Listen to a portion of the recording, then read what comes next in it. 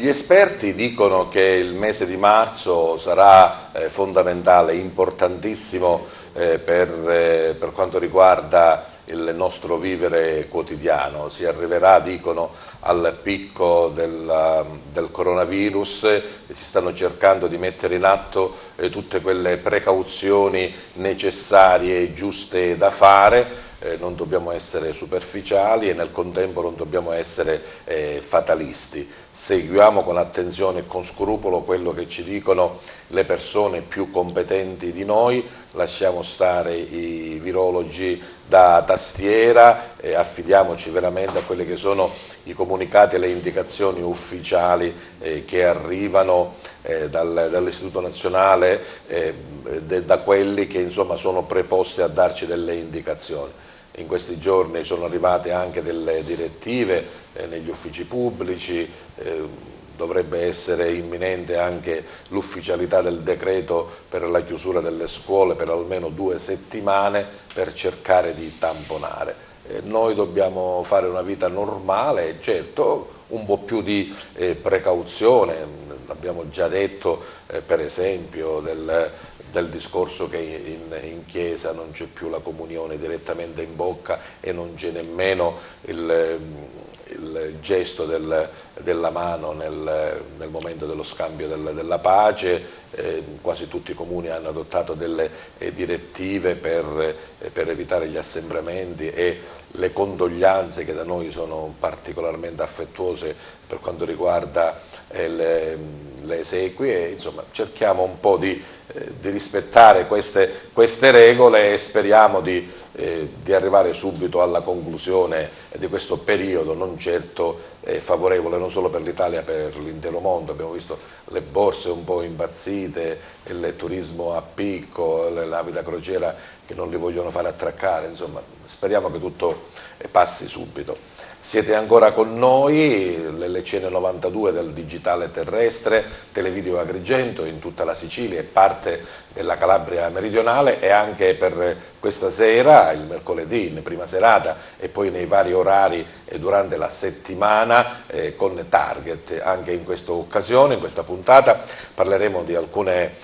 importanti iniziative del nostro territorio, conosceremo personaggi che nel loro campo di azione hanno veramente la giusta necessità di essere amplificati con il mezzo televisivo che per fortuna riesce a coinvolgere e a raggiungere diverse persone. Passo subito allora a presentarvi i miei ospiti di questa sera. Iniziamo dalla mia sinistra, lui è Giuseppe Vitello, è il presidente dell'Unione Italiana Ciechi di Agrigento, Unione Italiana che festeggia quest'anno 100 anni della sua fondazione. Ben trovate. Proseguiamo con Rosario Farrugia, lui è il presidente di una bella associazione, si chiama Motor Life, con lui parleremo delle iniziative, una delle quali si chiama mototerapia.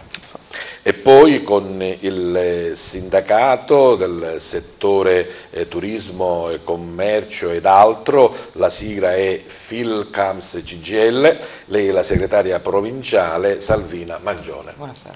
E a proposito di turismo e di economia, abbiamo con noi il presidente regionale di Confcommercio Sicilia, Francesco Picarella. Grazie. E poi parleremo di teatro, gli ultimi due miei ospiti che Giuseppe può inquadrare unitamente, sono due componenti della storica associazione Teatro 101 di Favara, Franco Ventura e Rosario Zambito. Allora, presidente Picarella, alberghi vuoti, turismo fermo, economia bloccata? Assolutamente sì, diciamo che da quando è arrivata il primo caso in Italia del coronavirus sicuramente c'è stata immediatamente una contrazione economica non indifferente.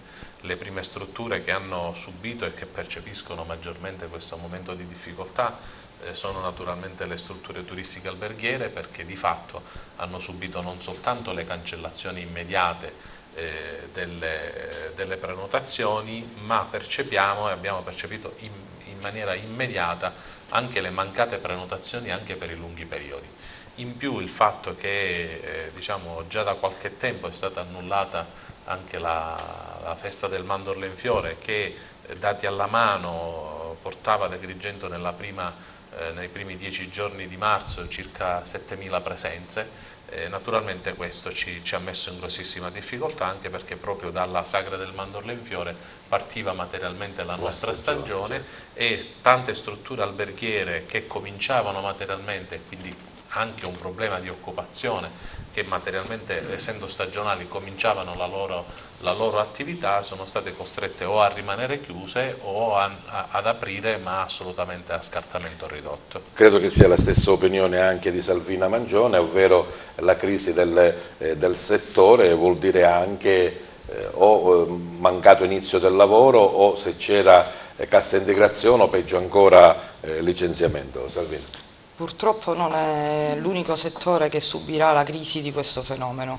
Il settore del turismo sicuramente ha una crisi importante che è già in atto, visto e considerato l'annullamento della Sagra del Mandorlo, ma che comunque comprende anche tutti gli altri servizi relativi al comparto turismo, quelli che sono afferenti, insomma, al servizio più complessivo. Già le agenzie di viaggio continuano a subire quelli che sono le richieste di rimborso, i tassisti hanno un problema oggettivo perché non c'è utenza, di fatto i servizi invece di igiene, anche lì avremo un problema, perché cosa più grave è ciò che subiranno i ragazzi che lavoravano nel settore come stagionali, perché lì abbiamo avuto un'attività lavorativa nell'anno pregresso con una conseguente indennità NASPI che li ha supportati sino ad oggi, ma da domani avremo un problema di allarme generale, è un allarme sociale importante che dobbiamo supportare insieme alle amministrazioni, insomma, vedremo ad ampio raggio. Della nostra puntata quali sono le vostre proposte, insomma, le vostre prospettive per cercare di arrivare subito alla conclusione, anche se purtroppo dicono che il passo è ancora lungo. Motorlife, io conoscevo la pet terapia, la onoterapia, non conoscevo la mototerapia, perché insomma certo, farsi una bella scorazzata con la moto fa sempre bene, però usarla come terapia, insomma, perché? Beh, attenzione a utilizzare il termine terapia. Noi la definisco la mototerapia come la cura del sorriso. Noi curiamo il sorriso dei bambini speciali. Non mi piace dire bambini disabili, per noi siamo dei bambini speciali, sono dei supereroi. Cosa facciamo? Noi utilizziamo delle vere e proprie moto, sono delle moto che comunemente noi utilizziamo in pista, dei kart. Io a 14 anni ho iniziato l'attività agonistica, ora ho passato la mia passione a fare un qualcosa di bello, cioè portiamo i bambini in giro, facciamo provare delle emozioni che comunemente questi bambini non riuscirebbero. Parleremo di questa vostra iniziativa, di quello che avete fatto e di quello che è il programma da fare. Giuseppe Vitello, una bella mototerapia per te? Possiamo programmare? Io ho una testimonianza, la potrei dare, perché qualche settimana fa, proprio in accordo qua con Rosario, abbiamo fatto per i nostri bambini non vedenti e con minorazioni aggiuntive una giornata ad Aragona di mototerapia, come dice lui. Ecco, allora io l'avevo detto così come battuta, ma in realtà... E i bambini veramente sono rimasti entusiasti, non solo loro ma anche i genitori, nel vedere i propri figli sorridere e divertirsi tutti insieme, con una cosa che a primo acchito potrebbe sembrare pericolosa, ma che invece non è, perché le persone che poi conducono le moto e le persone che dirigono tutta l'iniziativa sicuramente hanno una grande competenza, oltre all'amore. Certo, tutto va fatto in sicurezza, naturalmente. Certo, naturalmente. Giuseppe Vitello, 100 anni non le dimostri, almeno la metà, dico. Beh, 100 anni non le dimostro perché non li ho sicuramente. 100 anni però ce le ha la mia associazione. Nasce nel 1920 a Genova per volontà di un ufficiale dell'esercito rimasto non vedente durante il corso della guerra, che si accorge a un certo punto che il non vedente non è solo buono per stare lì davanti alle chiese e chiedere l'elemosina, ma che se opportunamente formato e istruito poteva svolgere anche dei lavori che gli potessero dare una dignità di cittadino, di essere umano, di padre di famiglia, E quindi inizia questa avventura che adesso del 2020 compie 100 anni e che ha portato, come diciamo noi nella mia associazione, i non vedenti dai gradini delle cattedrali alle cattedre delle università. Bene, ad Agrigento siamo un po' più giovani. Ad Agrigento siamo un po' più giovani perché dalle nostre parti, ad Agrigento precisamente, la sezione nasce nel 1970 e prima era una sottosezione di Palermo e da 50 anni operiamo sul territorio di tutta la provincia. Mentre Giuseppe Vitello è il presidente dal 2010. Ah, 10 anni, ecco, c'è una gradualità, Sì, mi fa piacere. Bene, conosciamo anche i nostri ospiti dall'altra parte dello studio, dicevo l'associazione teatrale 101, prima si chiamava Cooperativa Teatrale 101, poi si è trasformata in Associazione Teatrale 101 che rinasce a nuova vita. Franco Ventura. Sì, dopo un periodo di stasi si è riorganizzata la macchina teatrale e adesso, dopo che l'anno scorso abbiamo esordito dopo un ventennio quasi di fermo, abbiamo deciso di continuare e in questa rassegna che andrà in onda sabato noi faremo Bonagenti di Luigi Capuane. Rosario, vi siete ritrovati, qualche capello in bianco, qualche capello meno, però la voglia e il piacere è rimasto, anzi forse è aumentato.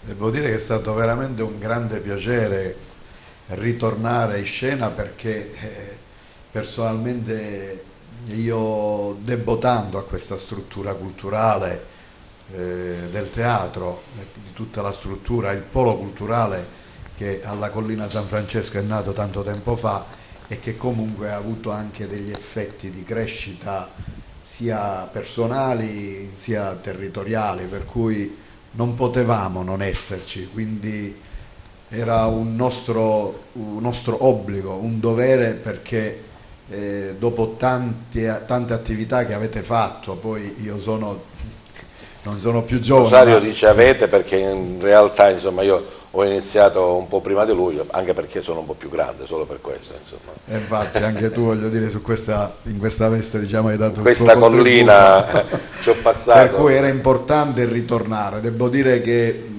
fare teatro è bellissimo, è molto emozionante, è un dovere anche sociale per dare un contributo al territorio affinché questa nostra comunità possa anche crescere da questo punto di vista, quindi è giusto, con tutti i sacrifici che stiamo facendo, ritornare sul nostro palcoscenico e penso che sabato daremo prova, diciamo, di questo valido contributo che l'Associazione Teatro 101 storicamente ha sempre dato. Bene, parleremo particolarmente insomma, del vostro lavoro, Bonagenti di Capuana, ma anche di questa rinata voglia di stare insieme con le figure insomma, che fanno parte dell'associazione. Ritorniamo al Presidente Picarella, dicevamo questo periodo sicuramente non felice, voi come Confcommercio avete insomma, fatto delle riunioni, state prendendo delle misure o contromisure o comunque volete contribuire affinché questo periodo passi. Insomma. Sì, l'attenzione massima oggi, al di là appunto di quello che è il problema sanitario da un punto di vista economico, lo stiamo facendo sotto tutti i livelli.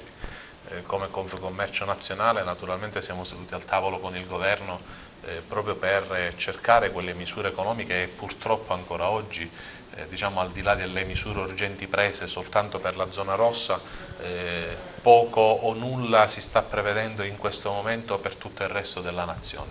Ed è inutile nascondere che il contraccolpo economico non è stato focalizzato solo ed esclusivamente appunto nella zona della Lombardia e del Veneto, ma a cascata naturalmente su tutto lo stivale. Proprio ieri sera siamo stati Quando parliamo di ieri sera diciamo martedì sera, perché come vi ho detto la trasmissione va in diretta in prima serata il mercoledì e poi magari chi ci ascolta gli altri giorni è un po' disorientato. Ecco, martedì sera. Martedì sera praticamente abbiamo avuto un incontro con il Presidente della Regione unitamente ai componenti della Giunta di governo appunto regionale con tutte le associazioni e con i sindacati.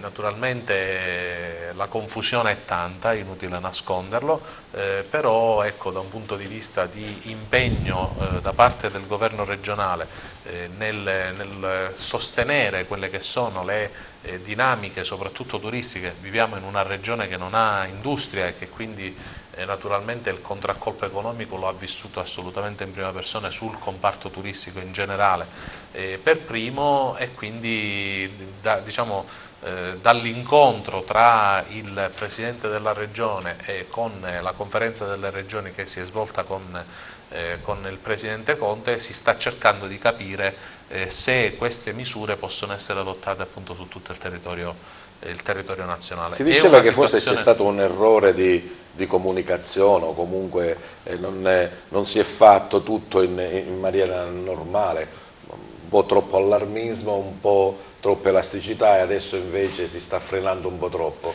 Che idea vi siete fatti? Ma sicuramente è successo quello che hai detto tu, sicuramente il problema c'è, quello non lo vogliamo nascondere.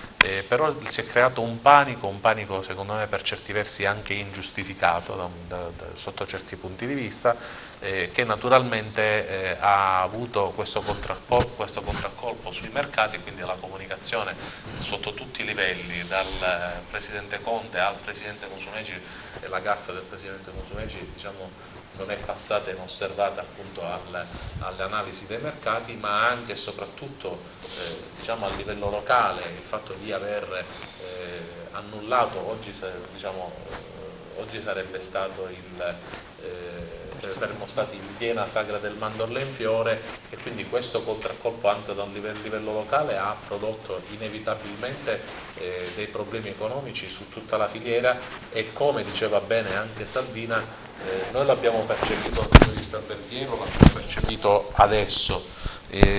Tutti gli altri comparti materialmente lo vivranno nel medio periodo, perché naturalmente essendo una regione fortemente a trazione turistica, la mancanza dei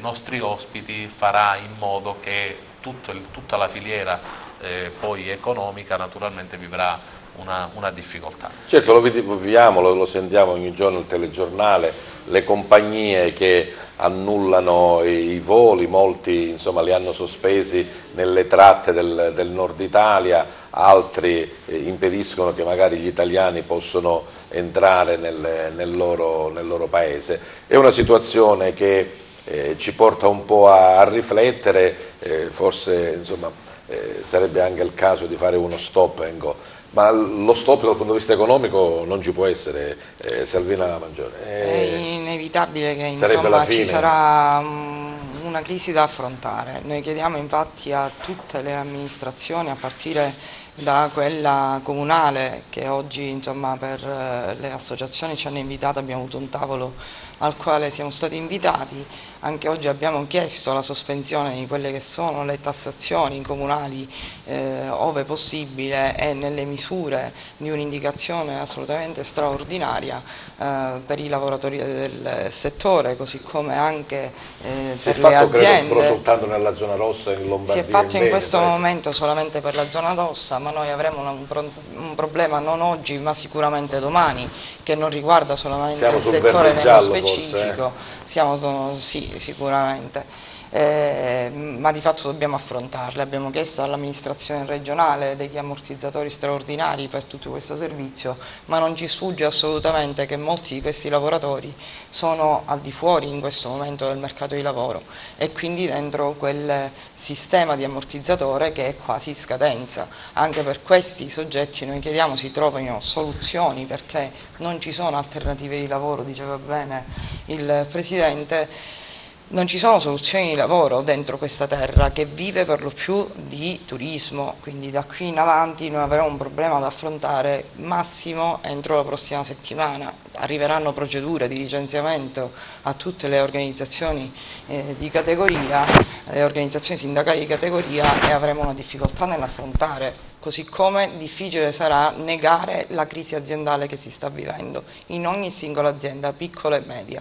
Noi abbiamo per lo più aziende piccole e medie in Agrigento, E questo è un problema aggiuntivo sugli ammortizzatori sociali che escludono parte di quelle aziende, così come avremo il problema delle partite IVA, dei contratti di collaborazione, insomma avremo un lavoro importante da fare. Il problema che stiamo vivendo, insomma, non deve bloccarci e deve costringere sicuramente il governo, come dite voi come sindacato, a prendere delle misure straordinarie finalizzate misure proprio straordinarie a che tamponare interessino assolutamente tutta l'Italia. Bene, lasciamo un po' da parte, insomma, questa un po' malinconia, ma che poi è la realtà, e facciamo rombare un po' i motori. Rosario, quando hai iniziato tu a smanettare? Ho iniziato a 14 anni la mia carriera, ho iniziato con il primo kart e poi pian piano siamo cresciuti sempre di più, sono passato ai motori stradali, motori da cross, e poi abbiamo sposato il progetto della mototerapia. Quindi diciamo che da una passione, da un amore personale, anche poi a un'azione sociale. Esattamente. Come nasce Motorlife? Motorlife nasce per la volontà di tre amici che come comune denominatore avevano la passione per il motorsport. Poi ci siamo chiesti strada facendo che cosa possiamo fare di bello. E allora, vedendo e conoscendo un pilota di fama mondiale quale stiamo Vanni vedendo Ortega, delle immagini proprio queste immagini siamo in sono ospedale direttamente. Sì, sì. La prima mototerapia organizzata in ospedale a San Giovanni di Dio. Per la prima volta a livello regionale siamo entrati in ospedale, appunto. Abbiamo utilizzato una moto elettrica, moto prima sanificata, e poi i bambini da piccoli pazienti si sono trasformati in piccoli protagonisti. Tutti ci definivano siete dei pazzi, non ci riuscirete mai, però le immagini, guardate voi, si sono divertiti. Dentro l'ospedale, in corsia con, Sì. con la moto. E generalmente quando uno fa di queste azioni dona, insomma, il proprio tempo, il proprio amore, dona sicuramente un po' di se stesso, ma anche riceve, Rosario.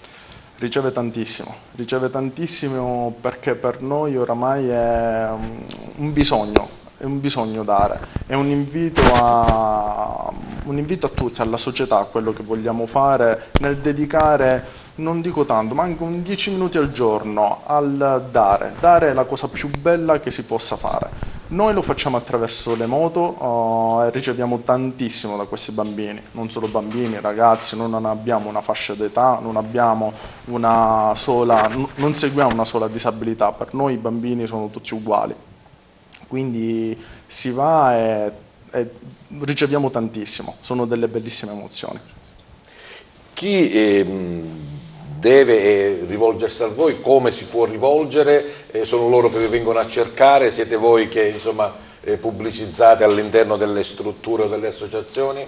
Allora, all'inizio abbiamo iniziato a organizzare qualche piccolo evento, però nella nostra realtà ci vedevano appunto come con tanta diffidenza, perché si parla di moto e subito ci identificano, sì, pericolo.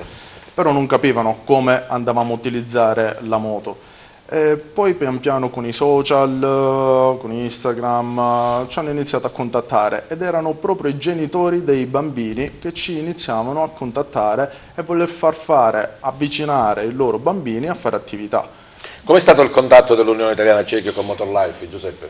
Ma è stato, dapprima ti devo confessare, un po' titubante, perché davanti a un'attività di questo tipo non consueta sicuramente c'è sempre un po' di titubanza finché Rosario non mi ha spiegato nel dettaglio quello che si voleva fare e tutti insieme abbiamo organizzato questa giornata entusiasmante ad Aragona, dove, come ti ho detto poco fa, i nostri bambini, sia non vedenti che ipovedenti che anche con minorazioni aggiuntive, hanno potuto fare questa bellissima esperienza, piccoli, anche giovanotti di una certa età, addirittura qualcuno fuori dalla pista, nello sterrato, diciamo, quindi per poter godere al meglio dell'esperienza fuori pista, diciamo così. Ecco.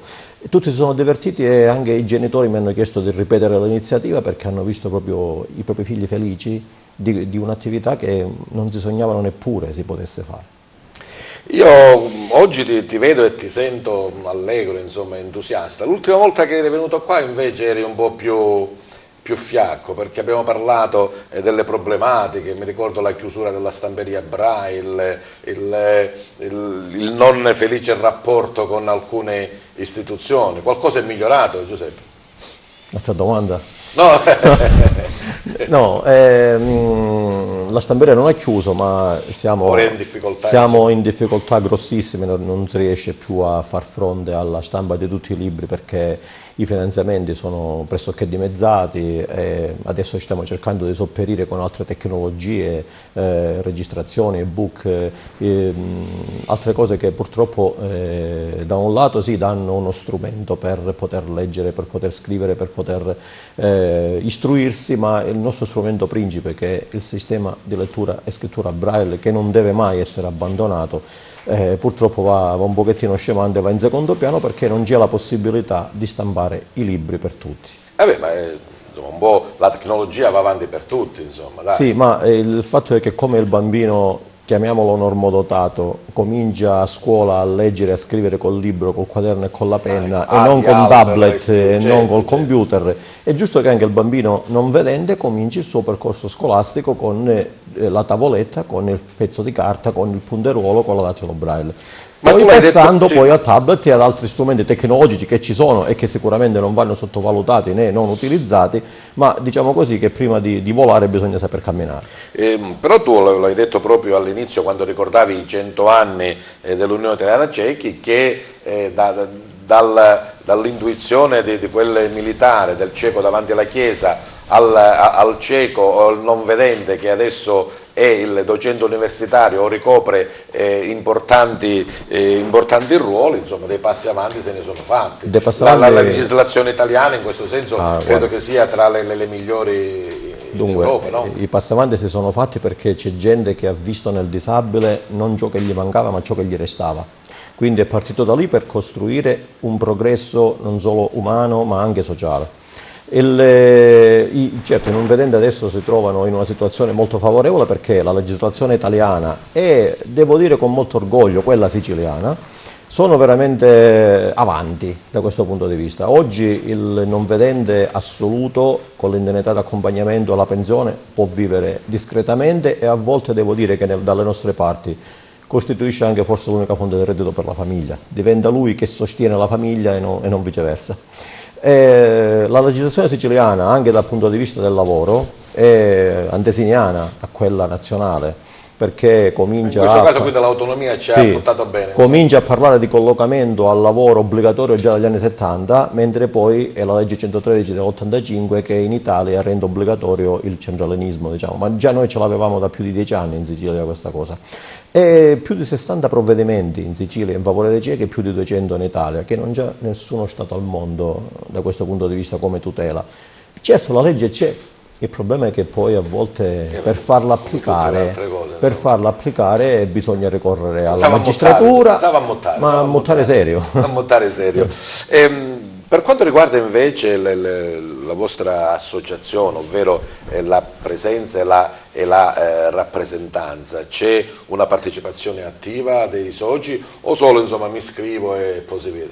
Allora, come in tutte le associazioni, dal sindacato al partito eccetera, molte persone si iscrivono per spirito corporativo, chiamiamolo così, ma poi per esigenze varie non partecipano. Perché? Nel nostro caso noi abbiamo un'associazione che copre l'intero territorio provinciale con tutti i collocamenti stradali che i presenti qua e chi ci ascolta sa.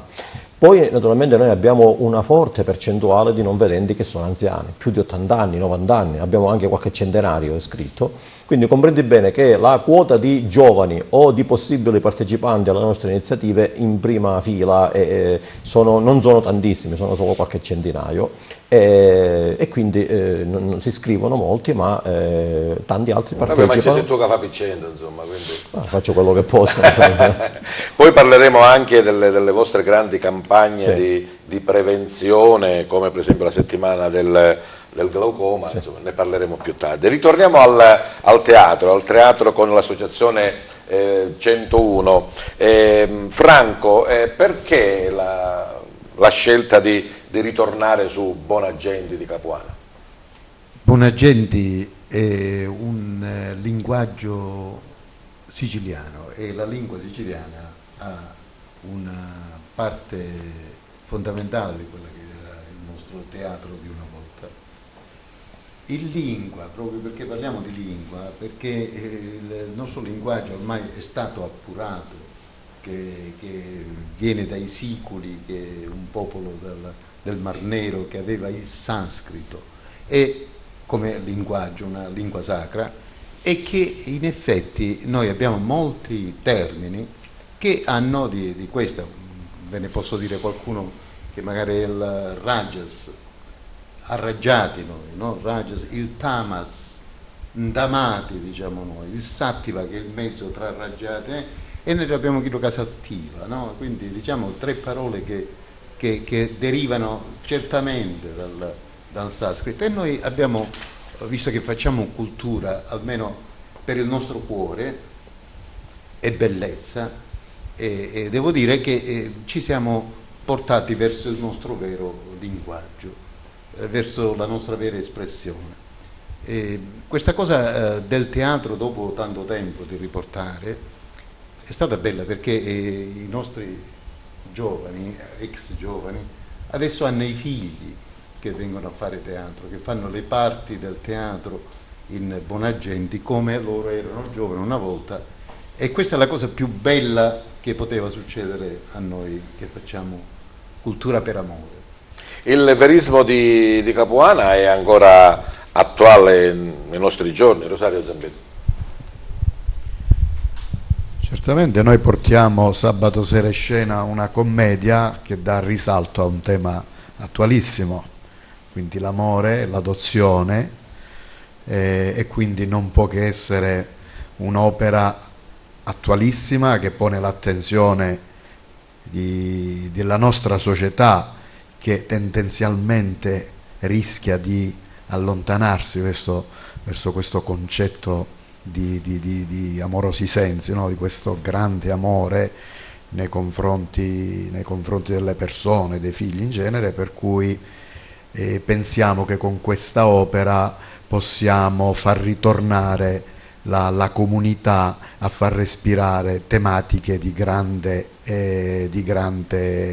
rispetto e di grande amore. E a proposito di ritorno, siete riusciti a far ritornare nel ruolo di regista, uno storico regista, Lillo Vetro, affiancato da uno che prima era un ragazzino che faceva l'attore, poi un pochettino più impegnato, adesso fa il regista assieme, che è Giacomo Sorgi.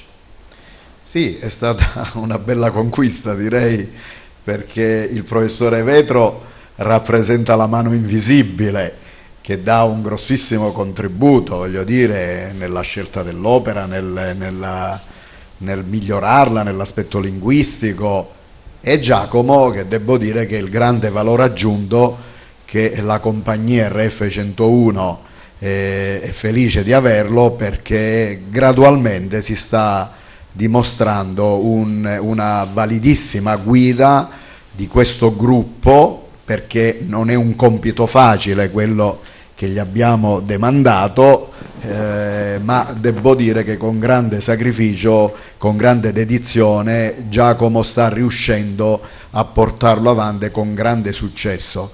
Quindi il suo contributo è veramente un contributo ben accetto da tutti i componenti dell'Associazione Teatro 101, e questo fa sperare per il futuro. Franco Ventura, se tu in 30 secondi dovessi raccontare quello che succederà sabato, insomma, così, il film di questa opera. Diciamo che una famiglia felice per aver adottato un bambino che ora ha 7 anni si ritrova a festeggiare il San Giuseppe come si faceva e ancora sporadicamente si fa nelle famiglie, per una promessa. E in questo frangente di aspettare il San Giuseppe, il bambino, la Madonna, per fare famiglia, la festa in famiglia, c'è un po' di ilarità, un po' di giochi di bambini, un po' di screzi con i bambini altri, e diciamo che era l'immagine della famiglia felice, che all'improvviso il dramma impone che il genitore, ricordiamo che questa cosa è del 1906, e quindi un genitore vero del bambino reclama il bambino. Dopo 7 anni si ravvede, sposa la madre del bambino vero, e ritorna tramite un avvocato a avere vantare, i diritti, insomma, a vantare i genitori. diritti del bambino. E quindi il dramma dall'immagine serena, ilare del teatro arriva il dramma della madre, del padre e di tutti quanti che devono supportare questa situazione. Francesco Pecarella, la paura del coronavirus però non ha bloccato il teatro. Sabato scorso il San Francesco a Favara era tutto esaurito, sold out, persone che aspettavano fuori per entrare ma non c'erano posti, e anche per sabato prossimo insomma l'associazione 101 è in sold out, quindi le persone o ci piace assai al teatro oppure non si scandalo del coronavirus. Ma non bisogna fermarsi, proprio in questo momento, anzi bisogna avere ancora più fiducia in quello che è la quotidianità. È vero, dobbiamo sicuramente fare attenzione, oggi il provvedimento, non avere un contatto magari.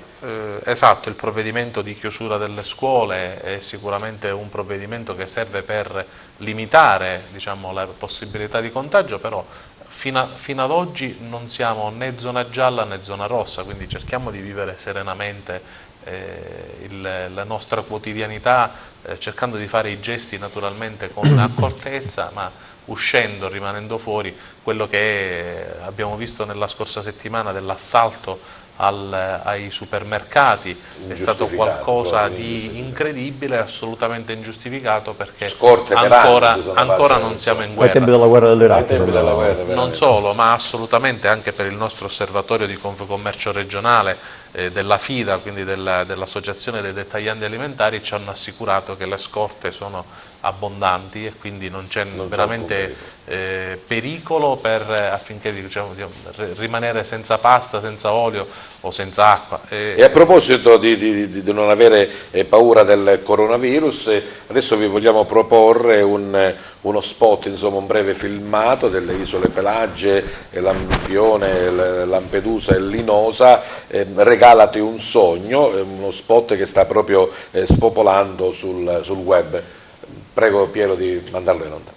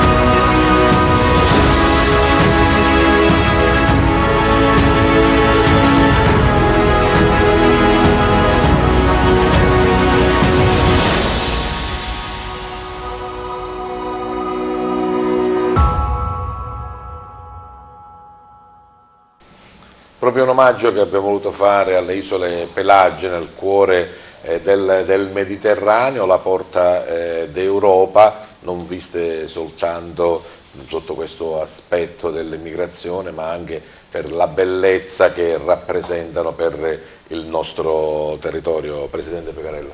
Sì, intanto ti ringrazio io perché dobbiamo cambiare l'inerzia della comunicazione, il fatto di inviare, di mandare questi video così belli, così emozionanti di quelle che è una perla che ricordiamo è in provincia di Agrigento, quindi è nostra di nostra proprietà, diciamo, no? Senza che me ne voglia Lampedusa, Linosa mi piace di più, ecco.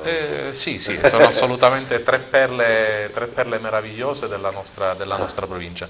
Non ti nascondo che appunto dobbiamo cambiare la comunicazione, l'inerzia, e quindi lanciare un messaggio positivo affinché si ritorni a visitare la nostra provincia e visitare queste bellissime perle. Non ti nascondo che noi abbiamo la nostra sezione di Confcommercio Lampedusa che naturalmente, vivendo di stagionalità anche loro, sono assolutamente molto preoccupati per quello che sta succedendo, anche perché arrivare a Lampedusa non è, diciamo, molto semplice. Il fatto del blocco degli aerei che si sta verificando e che comunque la destinazione Lampedusa è molto importante proprio per gli arrivi degli aeromobili da Milano, da Bergamo o altro, c'è assolutamente molta preoccupazione e infatti entro la fine di marzo mi recherò proprio a Lampedusa per provare insieme agli imprenditori del luogo a trovare delle strategie per poter far partire una stagione che sarà sicuramente complicata, ma la bellezza sta ancora lì e quindi bisogna sfruttarla più che possiamo. Bene, Salvina Mangione, qual è l'input del sindacato, la proposta insomma per cercare di... Guarda, l'input del sindacato è sicuramente quello di trovare delle soluzioni comuni in azienda. Noi normalmente abbiamo l'abitudine di trovare il sindacato in contrapposizione a quelle che sono le strutture e di fatto il datore di lavoro, di fatto non è così. Non abbiamo delle vertenze in questo momento, ecco. Le vertenze sicuramente si apriranno, ma in termini di apertura di tavoli, sicuramente di trattativa. Non possiamo discutere, è inevitabile discutere di crisi. In questo momento c'è una crisi in atto che ad oggi non riusciamo a quantificare nel danno futuro, ma come diceva il Presidente, noi abbiamo bisogno di rilanciare questa nostra terra. Non siamo in una zona rossa, non siamo in zona gialla, abbiamo l'opportunità di transitare dentro il nostro territorio, facciamolo serenamente, allarmismi sbagliati no, neanche diciamo disinteresse a quelli che sono, a quello che è lo scenario sanitario. Con le giuste precauzioni riusciamo a stare ancora dentro il mercato turistico, quantomeno territoriale. Certo sarà una crisi importante quella che affronteremo, la affrontiamo insieme e dentro questi meccanismi troveremo le soluzioni col governo regionale e col governo nazionale che continuiamo a sollecitare. Se poi vogliamo un po' estraniarci, ci facciamo una bella corsa in moto, Rosario. Sì. Questa potrebbe essere anche una terapia anticrisi, no? Beh, anche noi stiamo vivendo le conseguenze di questo virus, perché stiamo limitando tantissimo le attività, specie negli ospedali. Abbiamo in cantiere un bel progetto, l'ospedale dei bambini di Cristina, però ahimè dobbiamo temporeggiare per questa emergenza che c'è, anche nelle piazze, gli eventi in pubblico. Stiamo cercando di limitare il tutto, però siamo pronti a ripartire. Noi passerà. Per il centenario, scusa che ti ho interrotto, per il centenario avevamo previsto una serie di iniziative che partivano da Catania, giorno 21 di febbraio, e finivano a Genova nel mese di ottobre, che è il mese del centenario. E siamo arrivati in Basilicata e ci siamo dovuti fermare perché gli assembramenti nelle piazze che creavamo con le nostre iniziative, laboratori, la prevenzione, i camper, eccetera, non si conciliavano con l'attuale situazione epidemiologica e quindi anche noi ci siamo fermati in attesa di tempi migliori. Ma allora dall'8 al 15 si farà la settimana del glaucoma? Sì, si fa. In che modo? Dunque, dall'8 al 15 in collaborazione con la sezione italiana dell'Agenzia Internazionale per la Prevenzione della Cecità si celebra, a volte ho avuto anche occasione di dirlo qua, la settimana del glaucoma.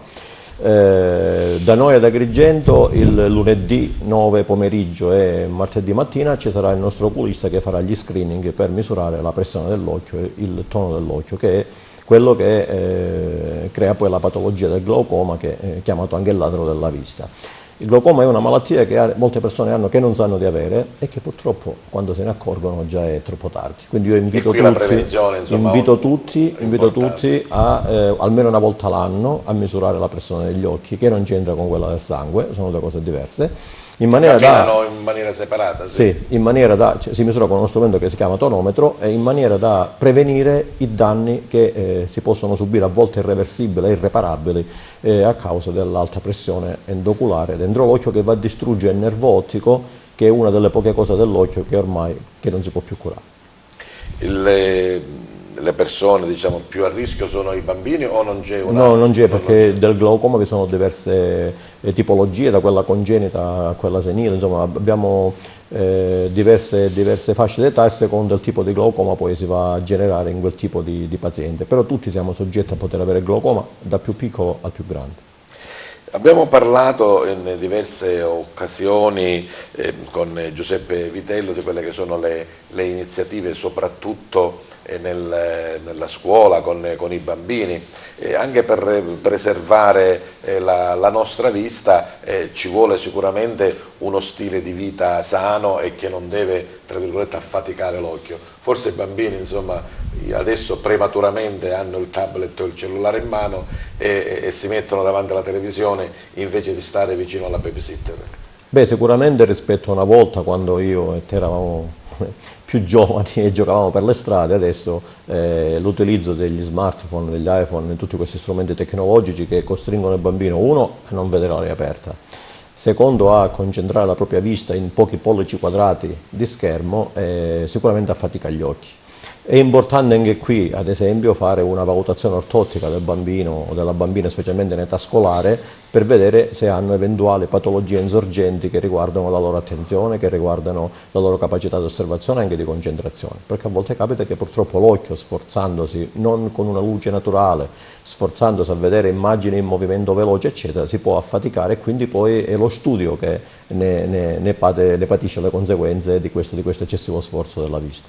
Quindi non usiamo il cellulare come una babysitter, dai? No, ogni cosa deve essere usata nel giusto modo, nel giusto tempo e con parsimonia, diciamo, come qualunque altro strumento che ci viene fornito per la qualità della nostra vita.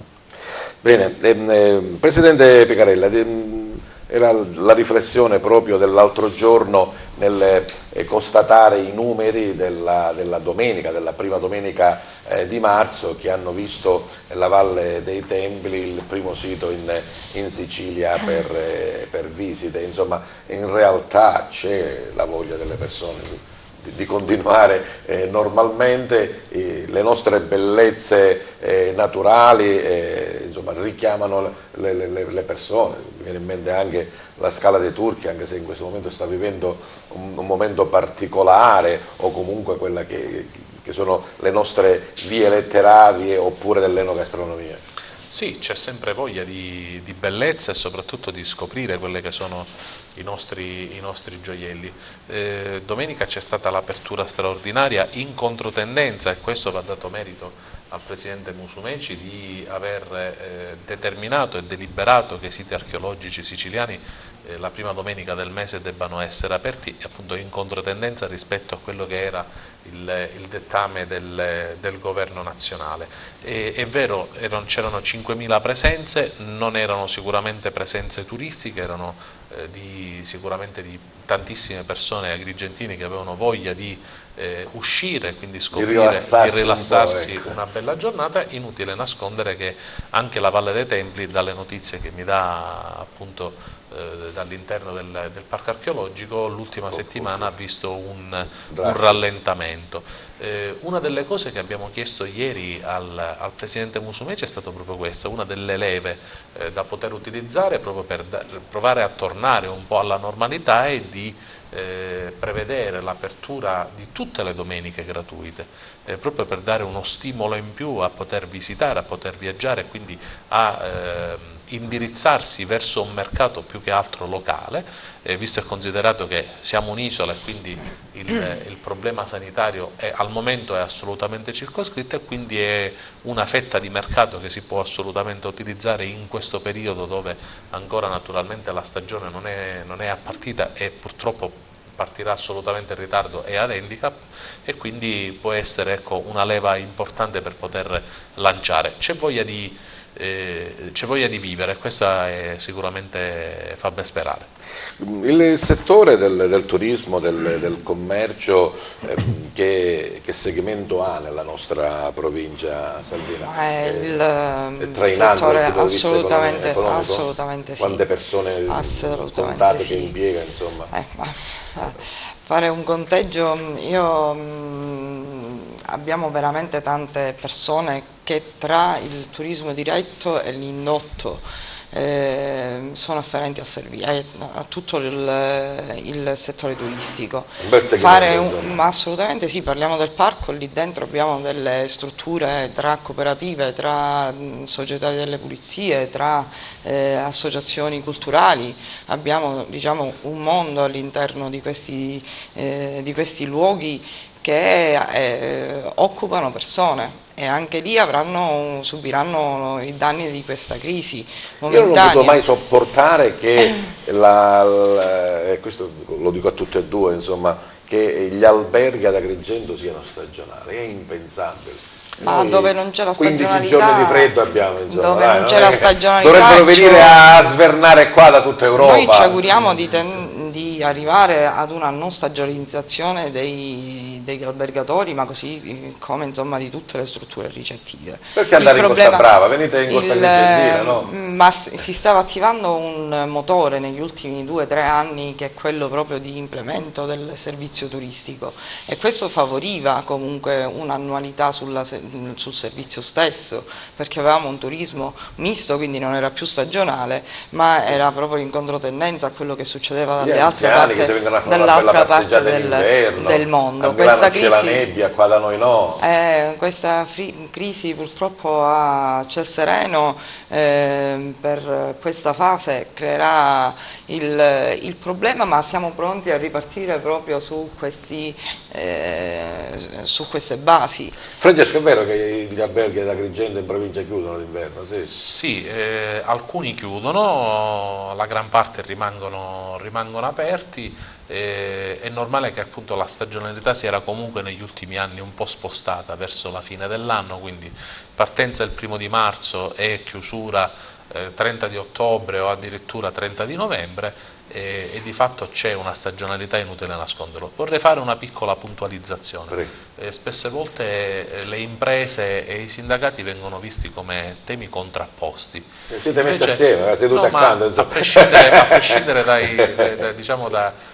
dai rapporti amichevoli con Salvina di cui mi onoro appunto di essere amica, di essere amico, c'è veramente negli ultimi anni si è instaurato un rapporto tra sindacato delle imprese e sindacato dei lavoratori, una sorta di coscienza di affrontare i temi e affrontarli insieme. Infatti in questi tavoli che noi abbiamo proposto appunto come associazione degli albergatori, da una parte diciamo in ferma primaria, ma diciamo di tutta la filiera, abbiamo preteso che ci fosse la presenza dei sindacati, perché sono il bene dei nostri collaboratori e un bene della nostra azienda, e quindi era giusto ed è giusto che ci sia una sinergia. Viaggiamo tutte e due con la stessa bandiera e con lo stesso obiettivo, quindi era giusto diciamo puntualizzarlo, proprio perché non c'è da una parte o dall'altra bandiere, soprattutto in questo momento bandiere che si sventolano un po' più in alto, un po' più in basso, ma c'è condivisione di intenti. Diciamo una delle cose più belle che sia stata realizzata è proprio la manifestazione del 25 gennaio organizzata dai sindacati unitamente alla pastorale stiamo parlando di quel cartello sociale, che ci ha visto anche a noi protagonisti per la marginalità di Agrigento. Esatto, ci ha visto anche a noi protagonisti e coinvolti proprio dai sindacati, che ci hanno chiamato e hanno detto dobbiamo andare tutti insieme, perché è una cosa che riguarda tutto il territorio e non riguarda una parte piuttosto che un'altra. Bene, bene. Ritorniamo al teatro. Rosario, tu c'eri nel Bonagenti di tanti anni fa? 28 anni fa io ho interpretato la parte, e quest'anno ho dato a mio figlio, hanno dato a mio figlio. Quindi c'è stato il passaggio testimone di cui parlava Franco. Poi una staffetta, quindi questo mi onoro. 28 anni fa tu eri? Io ero il Mastro Mauro, il postino. Invece attualmente interpreto la parte di Cicco, che è il fratello di Uzziminico, che rappresenta, voglio dire, il personaggio che esprime la bontà proprio nella sua sincerità di personaggio. Franco Ventura c'era 28 anni fa in Bonagenti? No, non c'era. Il microfono, Franco. No, non c'ero io 28 anni fa. Facevo l'onorevole 28 anni fa, sì, in altre situazioni. Quest'anno invece? Quest'anno sono Uzziminico, il marito di Rosa, che hanno adottato questo ragazzino di 7 anni. Ti piace come persona? Sì, è buono, il paciere, è quello che poi alla fine comprende e porta Rosa alla scelta di lasciare il figlio al vero genitore. All'inizio parlavamo di questo piacere di ritrovarsi insieme, amici da decenni, insomma. Com'è stato riniziare a provare la sera, Franco?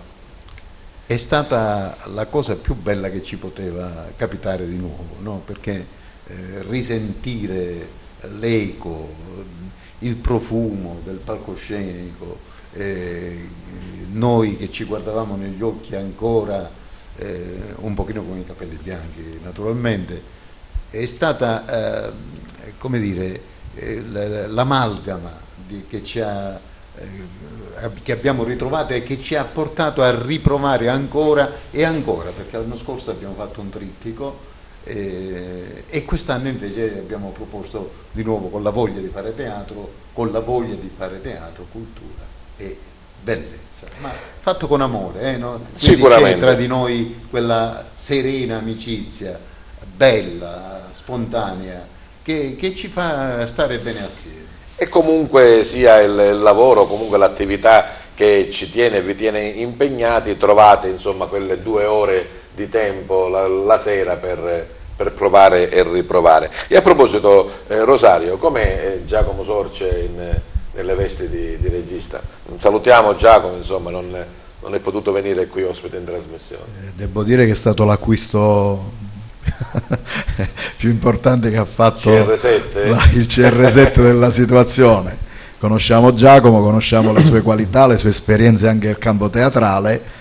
All'inizio era un po' titubante, diciamo, grazie a questo clima di serenità e di famiglia che in quell'associazione si respira, devo dire che anche lui si è coinvolto e speriamo che lui sia nelle condizioni di farci fare anche qualche salto di qualità. Ricordiamo un po' tutti, ma Maria Carmela Pecoraro su tutti, insomma, anche lei. Sì, dobbiamo poi la madrina della rassegna teatrale Rassegnati di Cioppino, che quest'anno insomma è alla 4ª edizione e sta crescendo veramente in maniera esponenziale, diventando uno dei cartelloni più importanti della Sicilia, sicuramente. Sì, di questo ne siamo orgogliosi, perché la comunità favarese quando vuole riesce ad esprimere il meglio nei suoi ambiti. Nel Cioppino sta facendo bene, questo è premiato, 7 commedie, 7 sold out, insomma, è una cosa veramente. E questo glielo dobbiamo riconoscere, avere rimesso in sesto il teatro e quindi avere coinvolto tutti gli operatori teatrali della comunità favarese. È stato molto importante, a questo glielo dobbiamo riconoscere a Cioppino. Poi a noi, diciamo, bisogna ringraziare anche gli storici, ricordiamo che portiamo anche sul palco Lillo Pecoraro, un ritorno, giusto, voglio dire, Maria Carmela non si è allontanato perché ha fatto da madrina alla rassegna, ma debbo anche riconoscere un grande ruolo che ha punzecchiato sempre questo ritorno, è stata sempre la fiammella che non si è spenta, che è Giusy Moscato, la tua carissima collega. E poi insomma, dai, per chi non conosce, Radio Favara 101 per tanti anni è stato veramente il fulcro e il centro della cultura a Favara, prima la radio, la compagnia teatrale, il gruppo folcloristico, tantissime iniziative, il coro, insomma il centro veramente dalla collina San Francesco che domina. Posso dire una cosa da Prego. spettatore? Io sono abbonato a Rassegnati già da quando è nata, perché in una realtà come Favara, dove manca cinema, dove mancano altre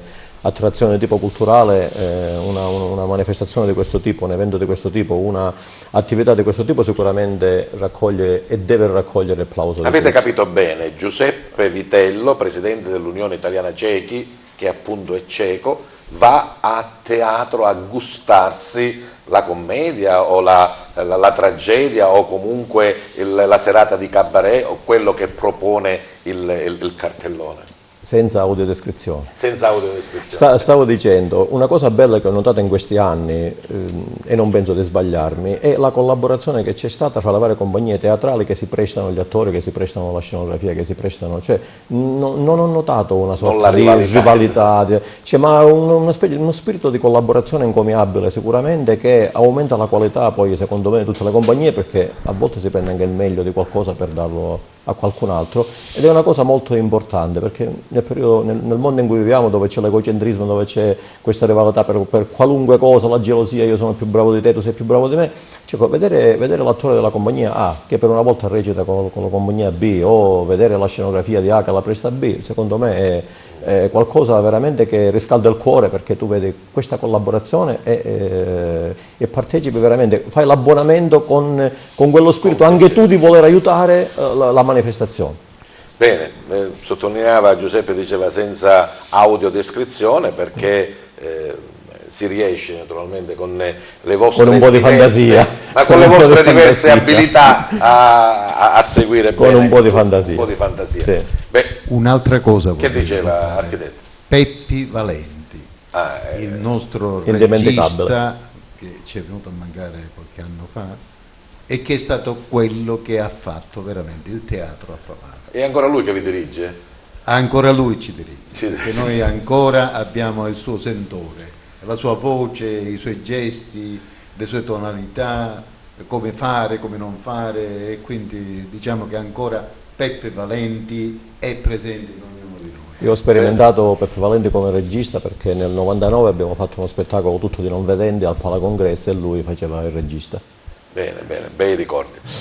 Siamo arrivati al termine della nostra puntata, come al solito, insomma, un'ora che veramente vola via, specialmente quando ci sono degli argomenti interessanti, ma anche degli ospiti che riescono a captare la vostra attenzione.